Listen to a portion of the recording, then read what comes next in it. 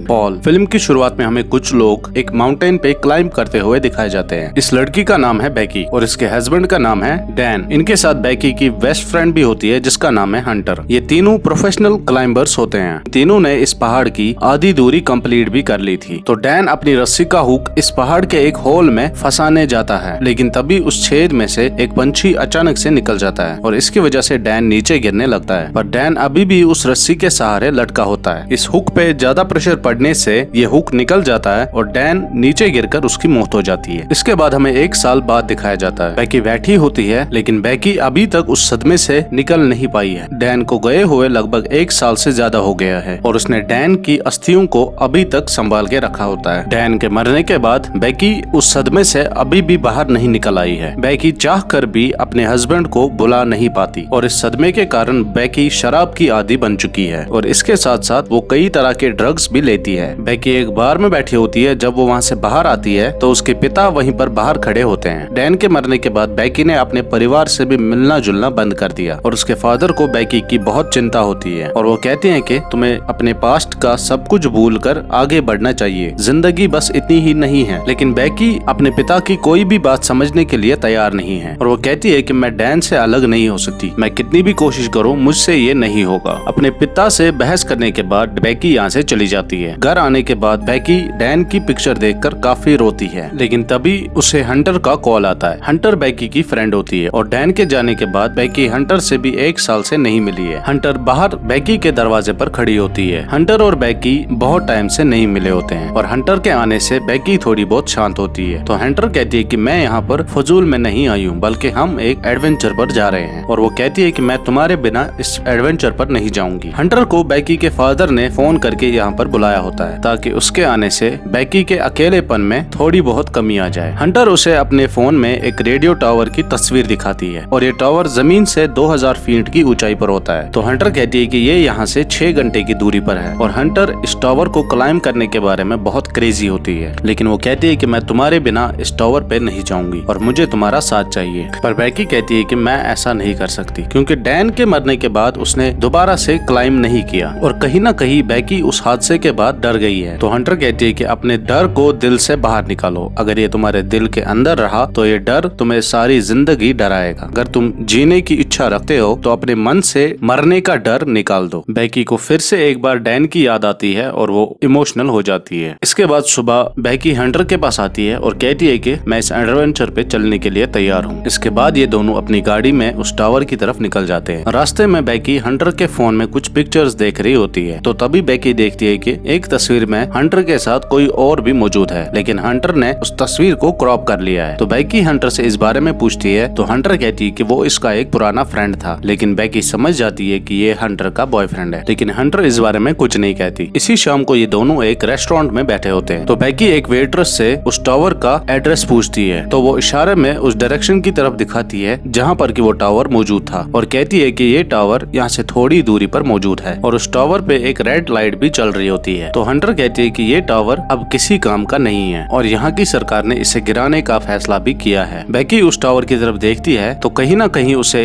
डर महसूस होता है। इसके बाद ये दोनों इसी मोटल में सो जाते हैं। सुबह हंटर अपनी गाड़ी लेकर तैयार होती है। हंटर एक ट्रैवल व्लॉगर होती है और उसके काफी अच्छे फॉलोअर्स भी होते हैं। तो वो एक वीडियो रिकॉर्डिंग करती है और कहती है कि मैं बाद में इसे अपलोड करूंगी। इसके बाद ये दोनों उस टावर की तरफ निकल जाते हैं। ये दोनों वहाँ पर पहुँच जाते हैं तो देखते हैं कि इस टावर के इर्द गिर्द फेंसिंग लगी है और उसके गेट पर ताला लगा होता है और इस पे एक वार्निंग बोर्ड भी होता है। तो इसके बाद ये दोनों गाड़ी यहीं पर खड़ी करके आगे का सफर पैदल तय करते हैं। यहाँ से दूर दूर तक बंजर और बीहड़ होता है, इंसानों का दूर दूर तक कोई भी नामो निशान नहीं होता। इसके बाद ये दोनों उस टावर के पास पहुँच जाते हैं तो हम देखते हैं कि ये टावर बहुत ऊंचा है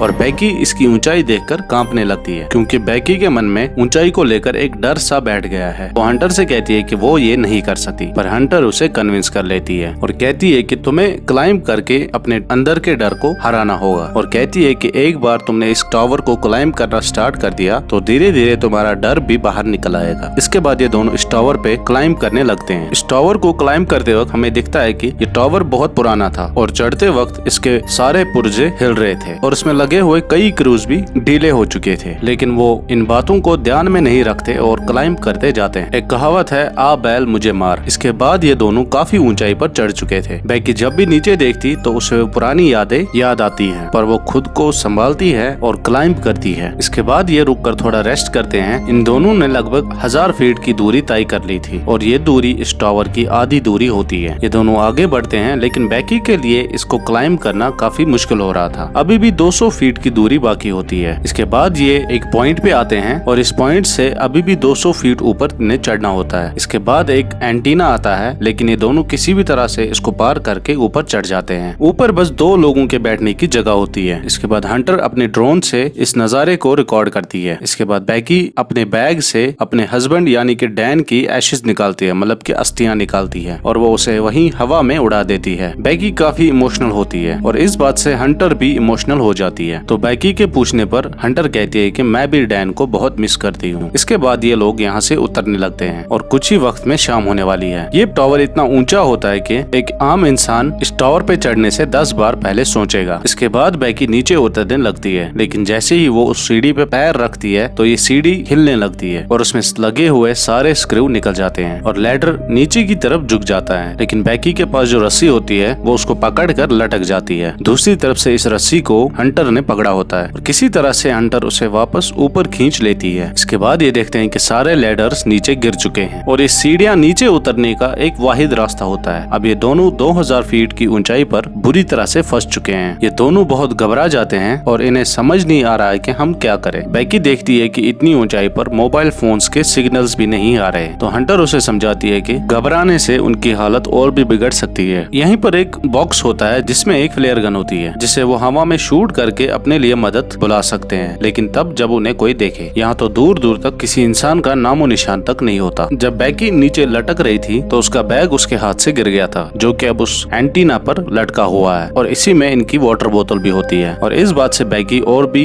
ज्यादा घबराने लगती है और कहती है कि हम दोनों प्यास की वजह से यहाँ पे मरने वाले हैं। तो हंटर बताती है कि सीढ़ी के गिरने की आवाज नीचे काफी जोर से आई होगी और उसकी आवाज सुनकर कोई उनकी मदद को जरूर आएगा। तभी हंटर की नजर बैकी के पैरों पर पड़ती है और देखती है कि बैकी के पैरों में काफी गहरी चोट आई है और ये चोट बैकी के नीचे गिरने से लगी होती है। इसके बाद वो उस पर एक कपड़ा बांध देती है और ये दोनों यहीं पर बैठ के मदद का इंतजार करने लगते हैं। हंटर को यकीन होता है कि कोई ना कोई जरूर आएगा, लेकिन शायद वो बैकी के डर को शांत करने के लिए ऐसा कहती है। इसके बाद हंटर बताती है कि हमारी जिंदगी बहुत छोटी है और हमें वही करना चाहिए जो हमें जिंदा रहने की उम्मीद देता है। बैकी इसकी बातों से काफी इम्प्रेस होती है और कहती है कि डैन भी ऐसी बातें करता था। इसके बाद हंटर अपनी दूरबीन से देखती है तो नीचे काफी दूरी पर एक आरवी खड़ी होती है, पर गौर से देखने पर इन्हें लगता है कि ये आरवी बिल्कुल खाली है। इसके बाद हंटर अपने फोन में देखती है तो यहाँ पर चढ़ने से पहले उसने एक पिक्चर उठाई थी जो कि एक मरे हुए जानवर की होती है और अब उस तस्वीर पे बहुत सारे लाइक्स आए होते हैं और इससे ये जाहिर होता है कि क्लाइंब करते वक्त उनके फोन में नेटवर्क था और एंटीना को क्रॉस करने के बाद उनके फोन की सिग्नल खत्म हो गई है और अगर वो किसी भी तरह से अपने फोन को उस एंटीना के पास ले जाए तो मदद की कोई उम्मीद हो सकती है। इनके पास 50 फीट लंबी रस्सी होती है। वो एक मैसेज टाइप करते हैं और वो अपने फोन को उस रस्सी से बांधकर उस एंटीना के पास लटका देते हैं, पर इस चीज का कोई भी मतलब नहीं निकलता क्योंकि यहाँ पर नेटवर्क नहीं होता है। तो बैकी बताती है कि अगर वो अपने फोन को किसी भी तरह से सही सलामत नीचे फेंक दे तो नीचे पहुँचने पर इस फोन की सिग्नल वापस आ जाएगी और हमारे बचने की कोई उम्मीद जग सकती है, पर इतनी ऊंचाई से फोन फेंकने पर वो पूरी तरह से टूट जाएगा। हंटर के दिमाग में एक आइडिया आता है। वो अपना एक शूज निकालकर फोन को उसमें डाल देती है और उसमें एक कपड़े का टुकड़ा भी डाल देती है ताकि वो थोड़ा शॉक प्रूफ हो जाए और इसके बाद वो उसे नीचे फेंक देते हैं, पर इन्हें यकीन नहीं होता है कि ये काम करेगा या नहीं।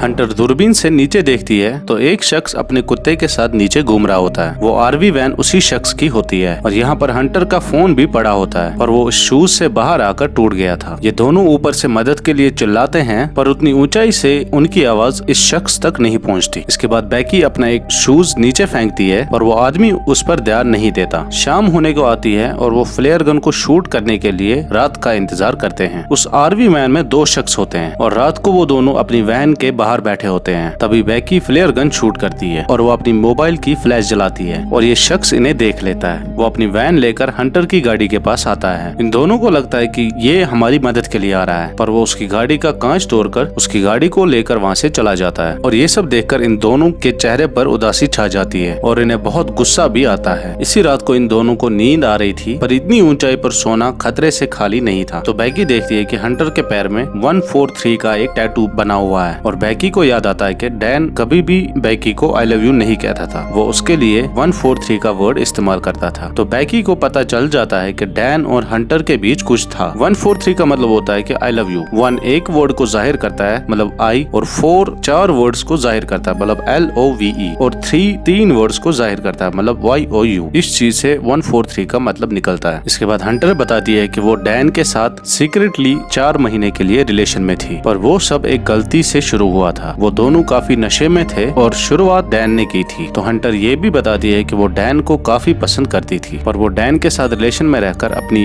बेस्ट फ्रेंड बैकी को धोखा नहीं देना चाहती थी और इसलिए उसने डैन को छोड़ दिया। और हंटर को पता था कि ये जानने के बाद बैकी उससे नफरत करने लगेगी, पर ऐसा नहीं था। हंटर और बैकी काफी अच्छे दोस्त होते हैं और बैकी उसे माफ कर देती है क्योंकि अब वो हंटर को भी खोना नहीं चाहती थी। इसके बाद वो डैन की दी हुई रिंग को निकालकर अपने गले में जो चेन होती है उसमें लगा देती है। इसके बाद सुबह हो जाती है और इन दोनों का शरीर अब डिहाइड्रेट होने लगा था। डिहाइड्रेट मतलब डिहाइड्रेशन, पानी की कमी। इसके बाद हंटर फैसला करती है कि वो नीचे जाकर ब्रॉडकास्ट एंटीना पर पड़ा हुआ बैग लेकर आएगी। वो उस रस्सी के सहारे किसी तरह से उस एंटीना के पास पहुंच जाती है।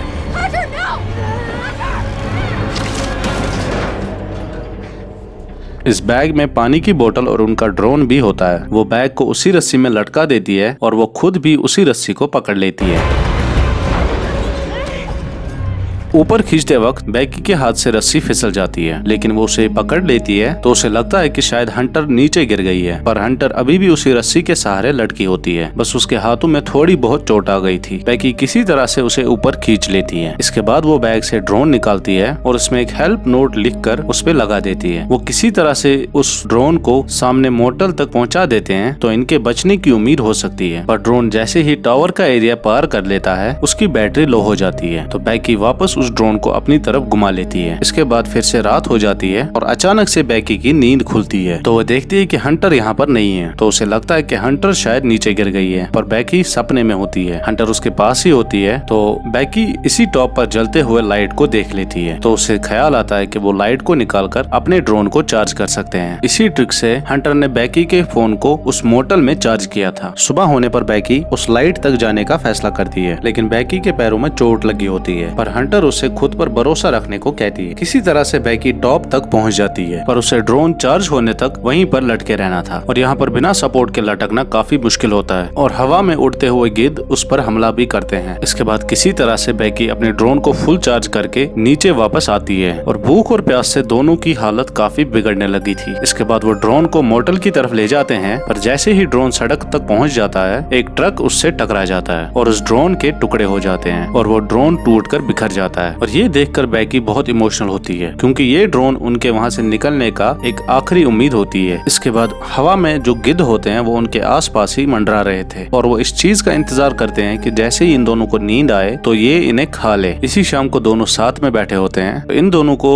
बचाव की कोई उम्मीद भी नहीं दिखाई दे रही थी। तो बैकी हंटर से उसके दूसरे पैर का शूज मांगती है ताकि अब वो अपना फोन उसके शूज में रख के नीचे फेंके। अब यही एक आखिरी उम्मीद बची होती है। तो हंटर कहती है कि वो जिंदा होती तो जरूर दे देती। यहाँ हमें पता चलता है कि हंटर जब बैग लाने गई थी तो तभी उसकी मौत हो गई थी। बैकी के हाथ से जब रस्सी छूटी थी तो हंटर उसे पकड़ नहीं पाई और वो ब्रॉडकास्ट एंटीना पर गिरी थी जिसकी वजह से उसकी मौत हो गई थी। बैकी ने सिर्फ बैग को ऊपर खींचा था और जो अभी तक यहाँ पर हंटर होती है वो उसकी हेलुसिनेशन होती है, मतलब कि भ्रम होता है। और ये सब जानकर बैकी काफी रोती है क्योंकि अब उसे यहाँ पर कोई बचाने नहीं आएगा। शायद वो कल तक जिंदा रहे या नहीं इस बात की कोई गारंटी भी नहीं है। इसी रात को काफी तेज तूफान होता है और वो वही उस उसी टावर से लिपट कर सो जाती है। इसके बाद वो अपने फोन में अपने पिता की तस्वीर देखती है और कहीं न कहीं उसे अपने पिता की हर बात समझ में आ रही थी। वो अपने फोन में अपने पिता के लिए एक वॉइस मैसेज रिकॉर्ड करती है और इसके बाद सुबह हो जाती है। तो बैकी यहाँ पर बैठी होती है, पर बैकी की आंखें बंद होती हैं, लेकिन उसकी सांसें अभी भी चल रही हैं। तो तभी वहाँ पर एक वल्चर आकर उसके पैर के घाव को खाने लगता है। वल्चर मतलब गिद्ध। तो बैकी उस गिद्ध को पकड़कर उसकी गर्दन तोड़ देती है और उसी गिद्ध को खाने लगती है। जिंदा रहने के लिए इन्हें किसी भी तरह से अपने खाने का इंतजाम करना। और बैकी की हालत काफी खराब हो चुकी थी, मतलब वो बहुत कमजोर हो चुकी थी। इसी शाम को वो रस्सी के सहारे उस ब्रॉडकास्ट एंटीना पर उतर जाती है जिस पर कि हंटर की लाश पड़ी होती है। तो बैकी उसकी लाश देखकर बहुत इमोशनल होती है, क्योंकि हंटर उसकी एक अच्छी दोस्त होती है। वल्चर्स ने हंटर के शरीर के काफी हिस्सों को खा लिया था। बैकी अपने फोन को हंटर के पेट में रख के उसकी लाश को टावर से नीचे फेंक देती है। वो ऐसा नहीं करना चाहती, लेकिन उसे करना पड़ता है और उसे काफी दुख भी होता है और वो मैसेज उसके फादर तक चला जाता है। कुछ ही देर में वहाँ पर पुलिस आ जाती है और बैकी को बचा लिया जाता है। अगर हंटर की लाश यहाँ पर नहीं होती तो शायद बैकी कभी नहीं बच पाती और हंटर ने जाते जाते भी अपनी फ्रेंड की मदद कर ली। और इसी के साथ ये मूवी खत्म हो जाती है। इस टावर पे चढ़ने से पहले ही बैकी को लगा था कि ये टावर मजबूत नहीं है, लेकिन अगर आपकी मौत ऊपर आसमान में लिखी होगी तो आपकी मौत आपको वहाँ तक किसी भी तरह से लेके जाएगी। उम्मीद करते हैं आपको ये कहानी पसंद आई होगी और अगर पसंद आई हो तो चैनल को शेयर और सब्सक्राइब जरूर करें। मिलते हैं अगली कहानी के साथ।